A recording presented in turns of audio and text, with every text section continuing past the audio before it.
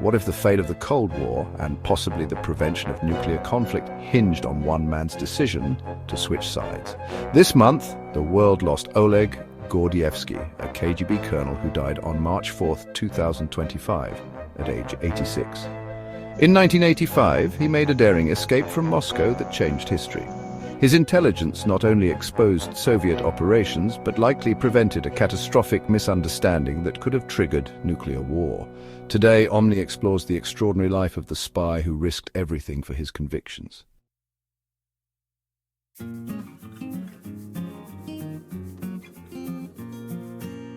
Before becoming Britain's most valuable Cold War asset, Oleg Gordievsky appeared to be the ideal Soviet intelligence officer. Born in 1938 to a KGB family, his father served in the NKVD, the KGB's predecessor. Gordievsky possessed the perfect profile for espionage, exceptional language skills, remarkable intelligence, an impressive memory, and athletic prowess as a cross-country runner. He graduated from the prestigious Moscow State Institute of International Relations and mastered multiple languages including German, Danish, Swedish, Norwegian, and eventually English. His brother Vasilko had already joined the intelligence agency, making espionage the family business. Gordievsky's career advanced rapidly through the ranks of the Illegals Division, agents operating under false identities to recruit informants abroad. His first posting took him to East Berlin in August 1961, coinciding with the construction of the Berlin Wall. He witnessed firsthand the despair of ordinary citizens as their city was physically divided. From Berlin, his career followed the trajectory of a rising intelligence star, Moscow, Copenhagen, and finally London in 1982, where he eventually achieved the coveted position of resident, the highest-ranking KGB officer in Britain.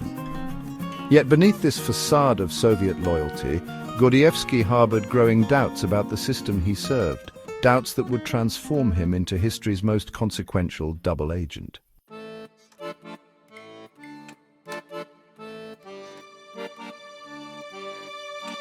What drives a devoted intelligence officer to betray his country? For Gordievsky, it wasn't wealth, power, or a personal grudge, but profound ideological disillusionment.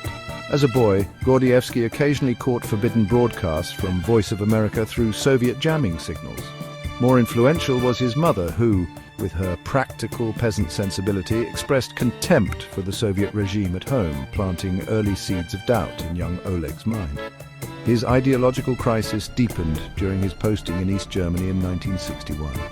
There he witnessed the construction of the Berlin Wall and the profound despair it caused among ordinary citizens. The contrast between Soviet propaganda and the grim reality of life under communism became impossible to ignore. Later in Copenhagen, this contrast became even starker.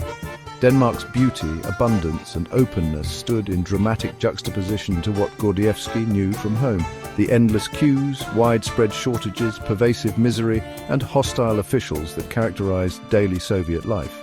The decisive moment came in 1968 when Soviet tanks crushed the Prague Spring reform movement in Czechoslovakia. This brutal suppression of democratic aspirations shattered any remaining illusions about the system he served.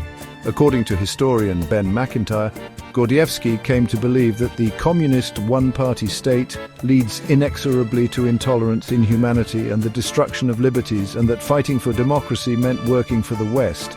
In a calculated risk, he began sending covert signals to Danish and British intelligence. By 1974, he had formally agreed to work with MI6, Britain's secret intelligence service, becoming a British asset with the code name Sunbeam.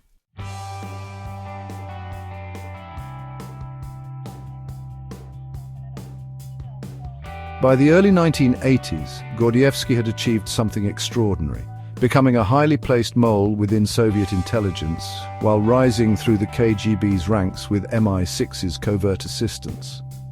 After learning English and lobbying for a London posting, he arrived at the Soviet embassy in 1982. British intelligence secretly aided his advancement by manufacturing reasons to expel his superiors, clearing his path to become London's KGB station chief. Meanwhile, he operated under the MI6 codename Nocton and was known to the CIA as Tickle. The information he passed to the West was extraordinary in both scope and significance. He revealed the KGB's contacts in Britain, including Soviet agents embedded in trade unions. He exposed the flow of Soviet funding to front organizations and political movements. Most dramatically, he identified 25 undercover Soviet operatives who were subsequently expelled from the UK. Gordievsky maintained his cover by continuing to pass selected information back to Moscow, walking an impossibly thin line between his dual roles. Of all his contributions, none was more significant than his warning about Operation Ryan, a massive Soviet intelligence operation launched in 1981 to detect signs of a potential Western nuclear first strike. In 1983, Gordievsky alerted MI6 that the Soviet leadership, particularly paranoid under KGB chief Yuri Andropov, genuinely believed NATO might be preparing a surprise nuclear attack.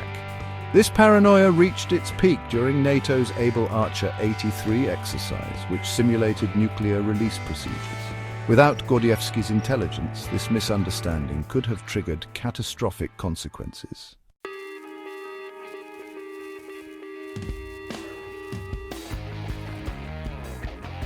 November 1983 marked one of the most dangerous moments of the Cold War, a moment when the world came closer to nuclear conflict than at any time since the Cuban Missile Crisis. Only decades later would we learn how close we came to disaster. NATO's Able Archer 83 was designed as a command post exercise simulating escalation to nuclear conflict, but several factors made this particular exercise different. It included periods of radio silence, encrypted communications, and involvement from high-level officials, including Western heads of state. What NATO commanders didn't realize was that the Soviet Union, through Operation Ryan, was monitoring these activities with acute anxiety. When Soviet intelligence detected unusual patterns matching their hypothesized scenario for a surprise Western nuclear attack, Moscow's military forces went on high alert. According to declassified reports from the President's Foreign Intelligence Advisory Board, the exercise placed relations with the Soviet Union on a hair trigger. Soviet nuclear forces in Eastern Europe entered an unprecedented level of readiness.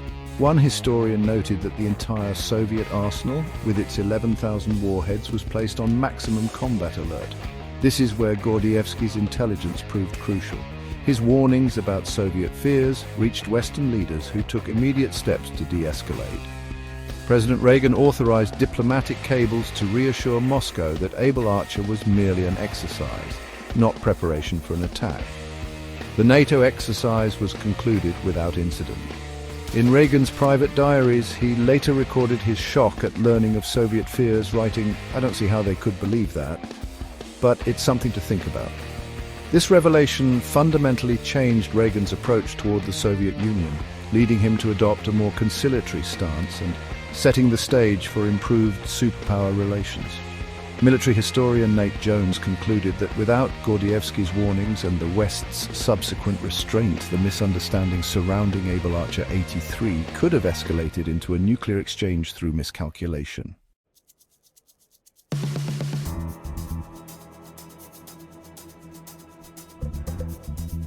By April 1985, Gordievsky had reached the pinnacle of his KGB career, appointed as the London resident or station chief. But his success had also made him vulnerable. Despite his precautions, he had been betrayed by Aldrich Ames, a CIA officer who was secretly working for the Soviets. On May 16, 1985, Gordievsky received an urgent telegram ordering him back to Moscow for consultations and to be formally confirmed in his new position. He immediately recognized it as a trap, but made the fateful decision to comply rather than defect immediately. MI6 allowed him to make his own choice, though they had prepared an emergency extraction plan, codenamed Operation Pimlico, years earlier. Upon arrival in Moscow, the signs of trouble were unmistakable. The lock on his apartment had been tampered with, indicating a KGB search. Soon after, he was taken to a KGB safe house, drugged with doctored brandy and interrogated for 5 hours. Though he gave nothing away, he knew his time was running out. With extraordinary presence of mind, Gordievsky activated his escape plan. He retrieved a copy of Shakespeare's sonnets from his bookshelf and soaked it in water, revealing hidden escape instructions wrapped in cellophane. The plan required precise timing.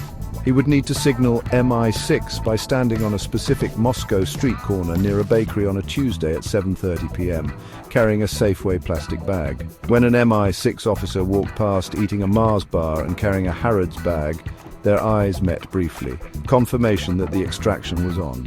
A few days later, Gordievsky embarked on an audacious escape. Using his KGB training, he managed to shake his surveillance and traveled north by train and bus to a forest near the Finnish border. There, by a designated rock, he waited anxiously for his MI6 handlers who were 15 minutes late, causing him to nearly abandon hope before they finally appeared. The most dangerous phase of his escape was about to begin.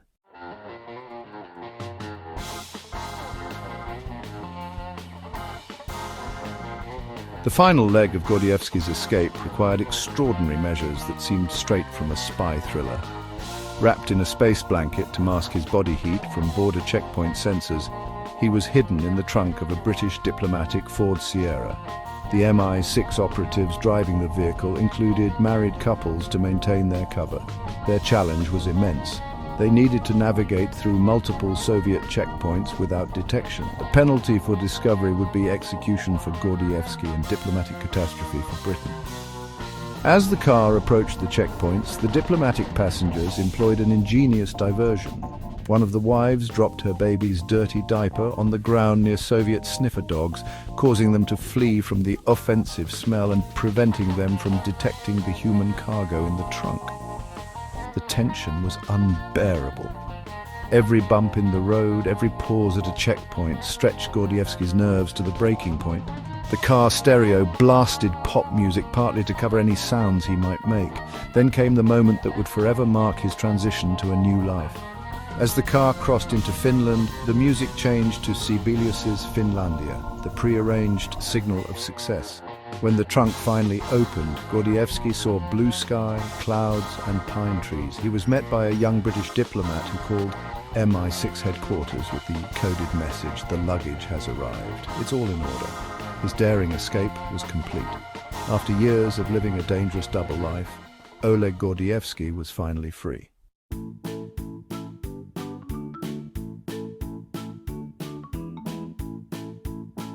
Freedom for Oleg Gordievsky came with profound personal costs. Unable to return to Russia under threat of execution, a sentence never rescinded even after the Soviet Union's collapse, he was forced to live incognito in a safe house in Surrey for the remainder of his life. The secretive nature of his work made it impossible to tell his wife Layla about his double identity, and consequently, their marriage collapsed. His relationship with his daughters became a casualty as well.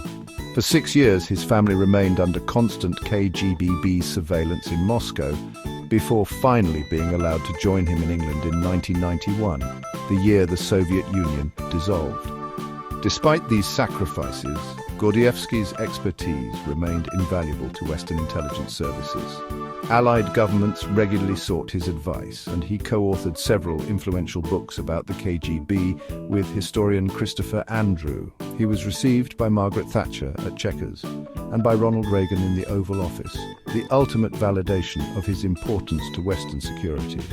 In 2007, Queen Elizabeth II awarded him the Companion of the Order of St. Michael and St. George, CMG, coincidentally the same honour fictitiously bestowed upon James Bond.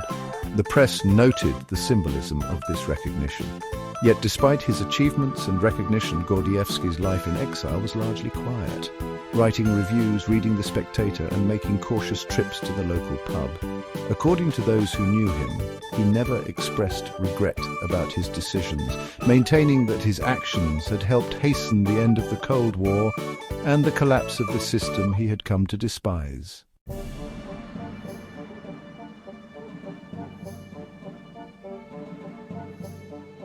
Oleg Gordievsky's death on March 4, 2025, at the age of 86, marks the end of an extraordinary chapter in Cold War history. Intelligence historians regard him as perhaps the most significant double agent of the era, a man whose actions had strategic impact on world events. Some critics have questioned aspects of Gordievsky's accounts, suggesting he may have exaggerated his access to information or tailored his revelations to please Western handlers. The Washington Post reported that some experts were skeptical he could have accessed all the material he claimed to have seen. However, intelligence professionals have repeatedly validated the accuracy of his information and its critical importance. Ben McIntyre, author of a definitive book on Gordievsky titled The Spy and the Traitor, assessed that he managed in a secret way to launch the beginning of the end of the Cold War. British intelligence historian Christopher Andrew concluded that Gordievsky's impact was comparable to that of the Enigma codebreakers of World War II. His legacy extends beyond espionage into the realm of nuclear security, where his warnings about Soviet misperceptions likely prevented catastrophic miscalculation. As former CIA Director William Casey acknowledged, Gordievsky's intelligence fundamentally altered Western understanding of Soviet thinking at a critical juncture. Above all, his story reminds us that history can pivot on the moral choices of a single individual.